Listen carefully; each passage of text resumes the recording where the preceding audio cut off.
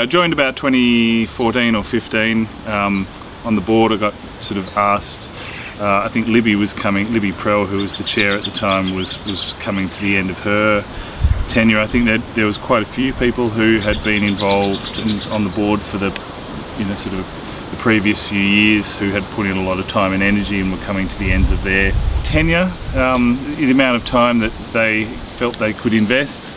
Sometime in the years prior to me joining the board, I think there had been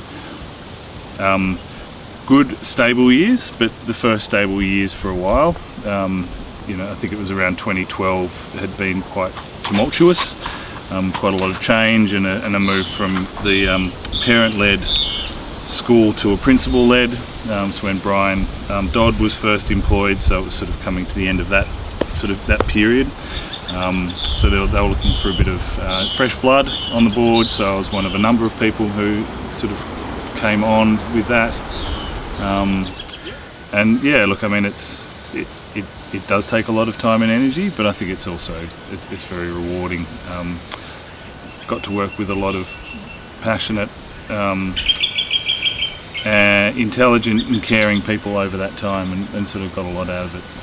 And what do you remember being the main challenges? The main challenges was when our first principal resigned just after I came on as chair. We had to employ a new principal, and that principal didn't really work. And then we had to get a new principal. And in the middle of that, we sort of had a bit of a financial crisis. We almost went broke and stopped being able to pay people. We didn't quite get to that point, but that's never a fun process. So sort of working through all of that, and then coming out the other side.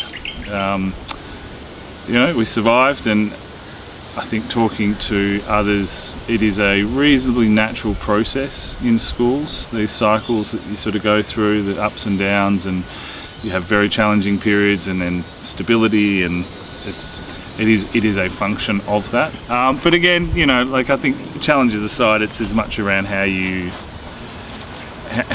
work through it. And everyone I worked with on the board over the years, there's been lots of different people, but they're always very committed, very willing to put in the time and energy to make things happen and work through the problems, as well as the opportunities.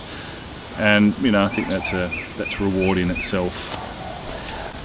Do you think that makes, in some ways, for that in itself, apart from the Steiner education, that intense involvement and need for parent involvement, which isn't there in the state system, how do you think that affects the kind of education that the children are getting? I think it hugely.